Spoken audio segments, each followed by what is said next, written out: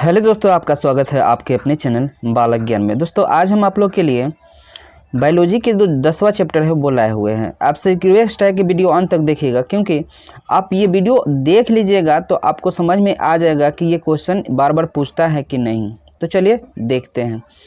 देखिए, हरित क्रांति से आप क्या समझते हैं। तो देखिए, कृषि के आधुनिक तकनीक का प्रयोग करके उत्पादों में वृद्धि करना क्या होता है, हरित क्रांति कहलाता है।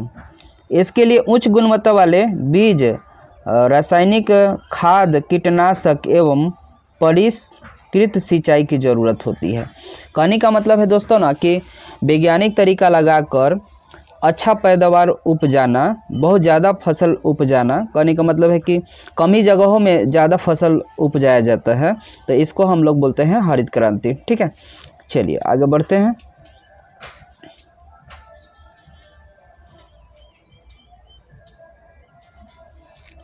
कार्बनिक खेती। तो कार्बनिक खेती क्या होता है दोस्तों। देखिए, कार्बनिक खेती जिसको ना जैविक खेती के नाम से भी जाना जाता है, कृषि के वह प्रणाली जिसमें संश्लेषित उर्वरक एवं संश्लेषित कीटनाशकों का उपयोग या न्यूनतम प्रयोग किया गया हो या बल दिया गया हो, उसको हम लोग कार्बनिक खेती बोलते हैं। कहने का मतलब दोस्तों है कि जैसे वैसा खेती, कृषि खेती जिसमें क्या होता है ना कि उर्वरक कम मात्रा में उपयोग किया हो, या एक कीटनाशक जो है दवा हुआ उसको कम मात्रा में यूज हम किए हैं, तो ऐसे कृषि को हम लोग कार्बनिक खेती कहेंगे, चाहे जैविक खेती बोलेंगे। ठीक है, चलिए अगला जो क्वेश्चन है, पाश्चराइजेशन क्या होता है। तो देखिए, यह एक तकनीक है जिसमें क्या किया जाता है कि दूध या अल्कोहल को संरक्षित किया जाता है। इसमें दूध को 15 सेकेंड तक 70 सेल्सियस पर गर्म किया जाता है। ठीक है ना, फिर उसको ठंडा करके और उसको 2-3 दिन तक हम रख सकते हैं और उसको उपयोग कर सकते हैं। कहने का मतलब दोस्तों कि अगर मान लीजिए, हम लोग जानते हैं कि कच्चा दूध हमारे लिए हानिकारक भी होता है, क्योंकि उसमें जो सूक्ष्म जीव होता है वो मर नहीं पाता है। ठीक है ना, तो इसलिए उसको 15 सेकेंड तक हम लोग 70 सेल्सियस पर गर्म करेंगे, उसको आगे भी 1-2 दिनों तक रख सकते हैं। ठीक है, चलिए आगे बढ़ें।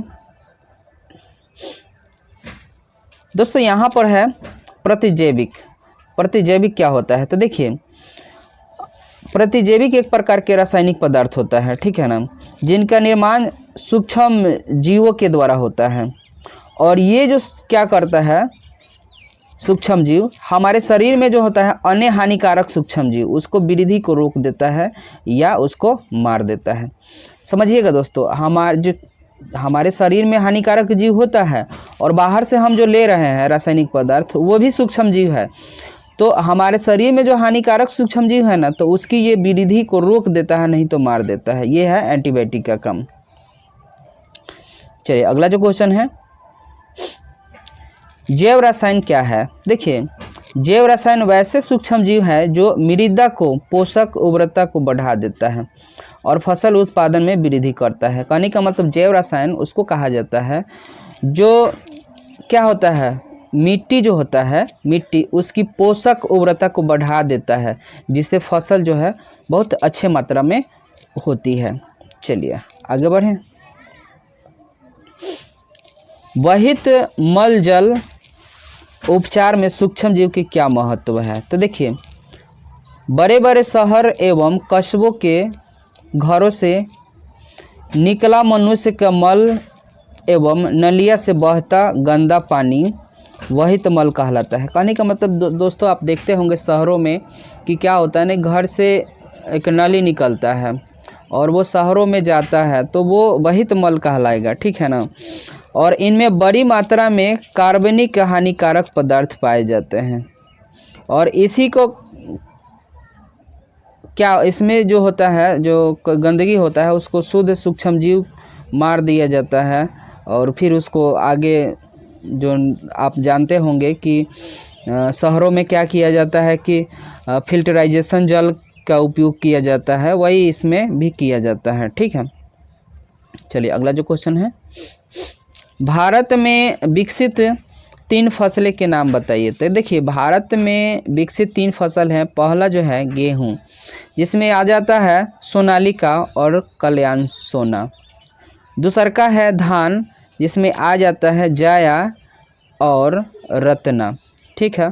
और तीसरा का जो है मिर्च, जिसको हम लोग बोलते हैं पूसा सदाबहार, ठीक है। चलिए आगे बढ़ते हैं। अगला जो क्वेश्चन है, उत्परिवर्तन क्या होता है। तो दोस्तों जीन के अंदर आधार अनुक्रम में परिवर्तन द्वारा जो आनुवांशिक विभिन्नताएं पैदा हो जाती है वो उत्परिवर्तन कहलाता है, ठीक है ना। कभी कभी आप दोस्तों अपने समाज में देखते होंगे या अपने आसपास के लोगों में कभी कभी ये चीज़ हम लोग को सामने आता है। देखिएगा उत्परिवर्तन के लक्षण क्या दिखाई देता है। सामान्य सभी व्यक्तियों को जो है उंगली कितना होता है, एक हाथ में तो 5 गो होता है, लेकिन किसी किसी बच्चे में जो उंगली की संख्या 6 गो हो जाती है। तो ऐसे परिवर्तन को हम ना उत्परिवर्तन कहेंगे, ठीक है। चलिए आगे बढ़ते हैं। दोस्तों यहाँ पर जो क्वेश्चन है, भेड़ के कुछ विदेशी नस्ल के नाम बताइए। तो देखिए भेड़ के जो है कुछ विदेशी नस्ल है इस प्रकार। मेरिनोज, यह अधिक ऊन प्राप्त करवाता है, ठीक है। डॉर्सेट है, रामविजिलेट है और लिनकोलन है। ये जो है सारे के सारे हैं विदेशी नस्ल के भेड़ हैं, ठीक है।